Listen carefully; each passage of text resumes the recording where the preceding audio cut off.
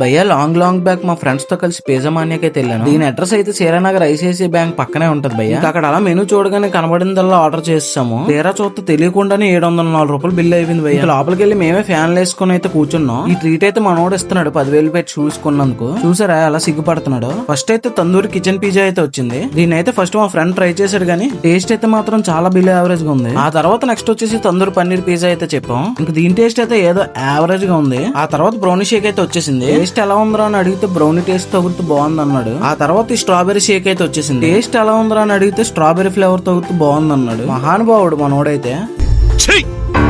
నవ్వుతున్నావా? సిగ్గులేదురా నీకు? ఈ పిజ్జా మానియాలో ఏదో ఒకటి తినగలగొచ్చా అంటే ఈ బ్రౌనీ విత్ ఐస్ క్రీమ్ తినొచ్చు అని అనుకుని పప్పులో కాలేసాను నేనైతే. బ్రౌనీ అయితే కొద్దిగా హార్డ్ గా ఉంది. దీని టేస్ట్ అయితే ఇంకేం చేయలేక దాని పక్కనే ఉన్న క్రౌన్ బేకరీకి అయితే వెళ్ళాం. 700 పెట్టిన ఇవ్వలేని సాటిస్ఫాక్షన్ 40 రూపాయలు రబడీ అయితే ఇచ్చింది.